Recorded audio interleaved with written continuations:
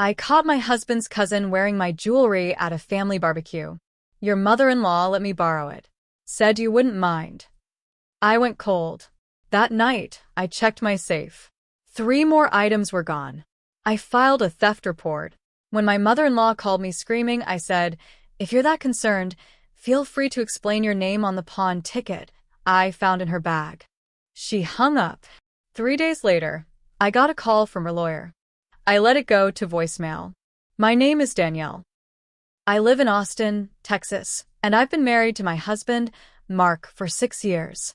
I've always kept my distance from most of his family, not because I hated them, but because they always treated me like an outsider. His mother, Debbie, especially. Fake sweet in public, cold as ice behind closed doors. Mark's cousin Chelsea was just like her, pretty, loud, always showing off, and a bit too comfortable in other people's homes. Still, I never thought I'd see what I saw that day. We were hosting a family barbecue at our place. It was just something Mark's family did every spring. Hamburgers, potato salad, too much beer, and too many passive-aggressive comments from Debbie. I was out back grilling when Chelsea walked up with a beer in hand, laughing with one of Mark's uncles. She tossed her hair over her shoulder, and that's when I saw it. Hanging from her neck, bouncing in the sun, was a deep green emerald pendant set in gold. I stopped talking.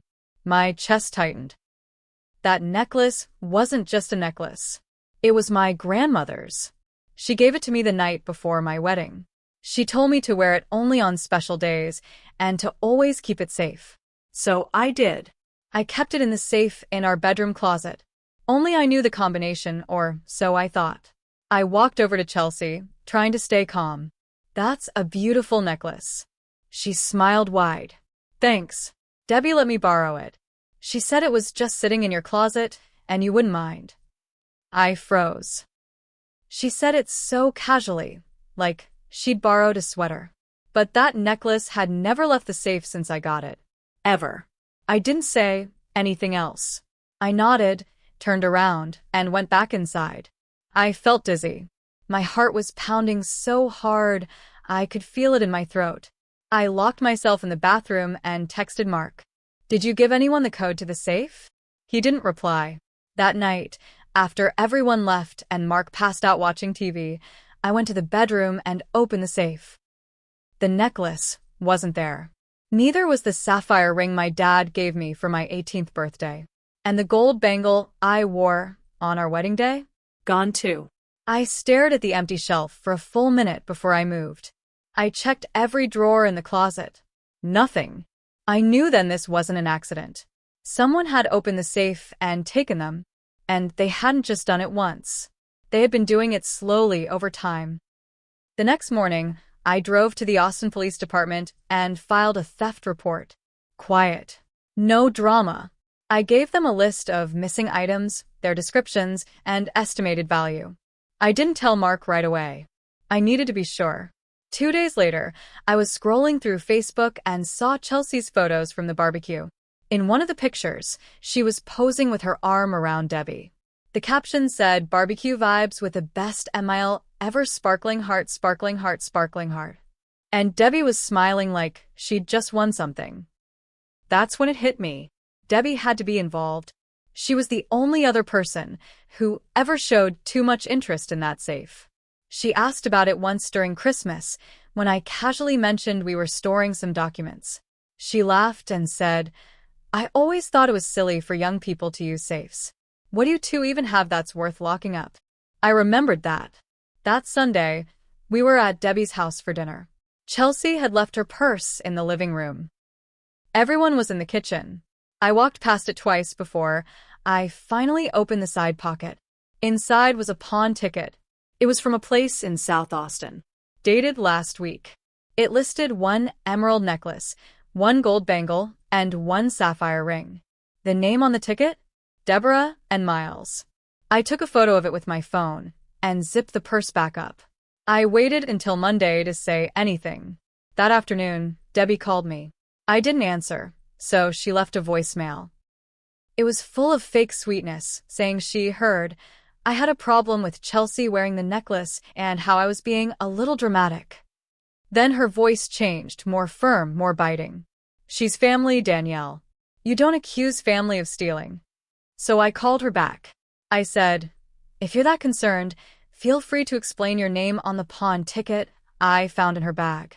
Dead silence. Then she hung up. 3 days later, I got a call from a lawyer. Her lawyer. I let it go to voicemail. After I ignored the voicemail from her lawyer, I listened to it again that night, just to be sure I heard it right. His voice was calm, but the message was clear. Mrs. Miles would like to discuss the situation involving the alleged stolen property. She is prepared to resolve this quietly, but if necessary, she will pursue legal action regarding defamation and emotional distress. I laughed out loud. Emotional distress? She stole from me. She gave my jewelry to that brat, and then tried to sell it behind my back. But now I was the one causing her pain? I saved the voicemail. Then I told Mark everything. I sat him down that night and walked him through the entire story. The necklace, the safe, the pawn ticket, his mother's name, the police report. He didn't believe me at first. His face turned red and he started pacing. You went through Chelsea's purse? Are you serious? I did. Because someone went through my safe. He shook his head. There's no way my mom would do that. I pulled out my phone and showed him the photo of the pawn ticket. I zoomed in on the name. His face dropped. He sat down slowly. After a long silence, he said, Maybe Chelsea took it and used Mom's ID? That's your best guess? I snapped. That they teamed up to rob me, and we're still supposed to treat them like family? He didn't answer. I slept in the guest room that night. The next morning, I got a knock on the door. A delivery man dropped off a certified letter. It was from Debbie's lawyer. Inside was a formal letter telling me to cease and desist all defamatory statements and to refrain from contacting Mrs. Miles or her family without legal representation present. She was playing hardball. I sent a copy of the letter and the pawn ticket photo to the detective handling my case. I also gave them a new name to add to the report, Deborah and Miles. Later that week, Mark's sister, Megan, called me. Megan and I had always been civil, but we weren't close. She whispered like she didn't want anyone to hear her. I'm just calling to say, I think you're right, she said. I saw Mom wearing that sapphire ring like a month ago. She said it was hers from when she was younger, but it looked exactly like the one you wore at Christmas. That gave me chills. Then she added something else.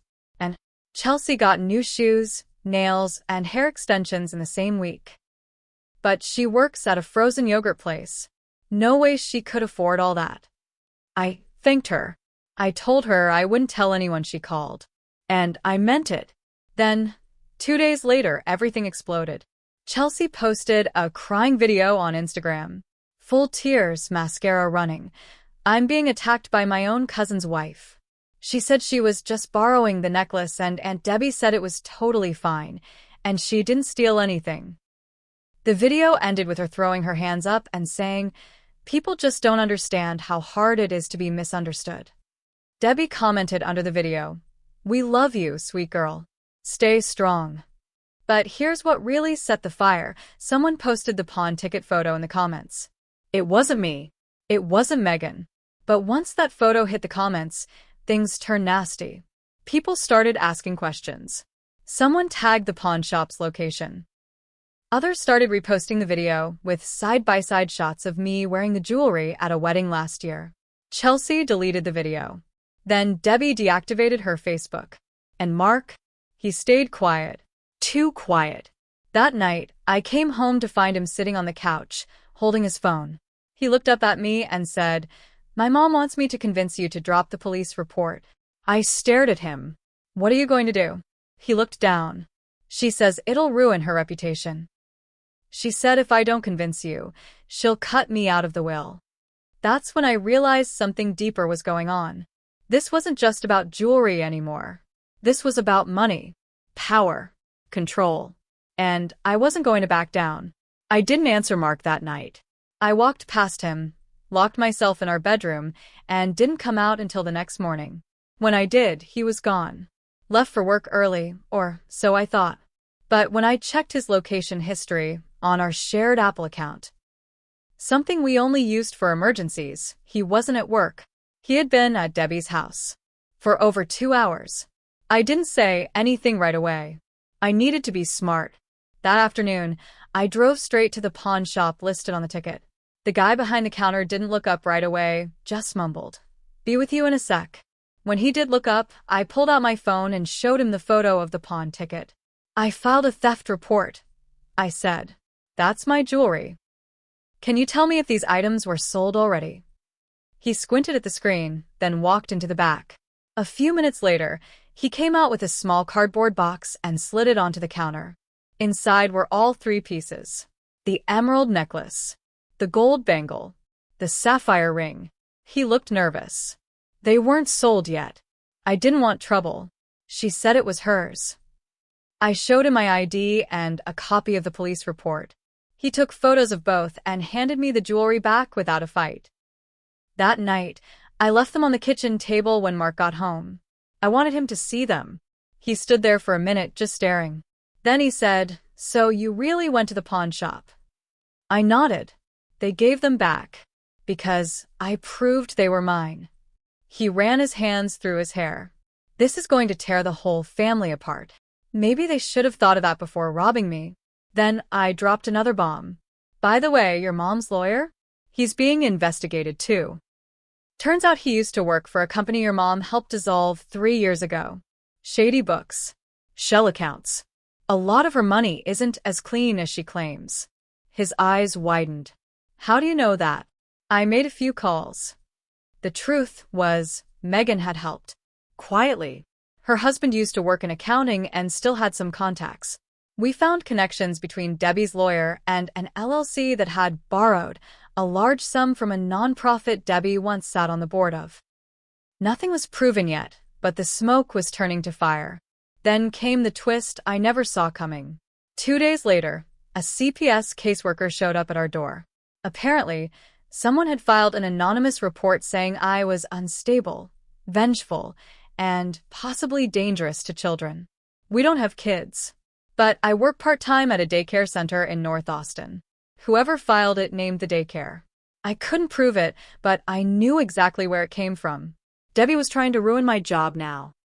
They interviewed me, my boss even called a few parents. Luckily, nothing came of it. My record was clean and my boss backed me all the way. Still, the damage was done. I started getting strange looks. A couple of parents even pulled their kids out just to be safe. That night, I sat Mark down again. "I want you to listen very carefully," I said. "I am done playing nice. Your mother filed a false report against me. She's trying to ruin my life." He didn't defend her this time. He just said, "I think we need to separate for a while." I nodded. Good. Because I already packed a bag. But I didn't just pack a bag. I'd also hired a lawyer. Not just to sue for defamation, but to file a restraining order. And to dig into Debbie's financials. Because something told me this wasn't just about me anymore. This woman had skeletons. And I was about to drag them into the light. It took 2 weeks before I heard anything else from Debbie. But when I did, it was loud. She showed up at the daycare. On a Thursday morning, right before snack time. She came in like a storm, ignoring the receptionist and walking straight into the classroom. Thank God, I saw her first. I rushed out and stopped her before she reached the kids. "You need to leave," I said, holding the door behind me. She stepped in close. Her breath smelled like stale coffee and perfume. "You think you're going to destroy me? You think you can take everything from me?" "I didn't take anything," I said. "You did. And you're going to pay for it." She pointed a finger in my face. "You're nothing. You married into this family.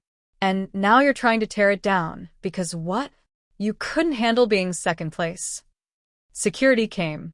She was escorted out. That same afternoon, I filed a restraining order. It was approved by the end of the week.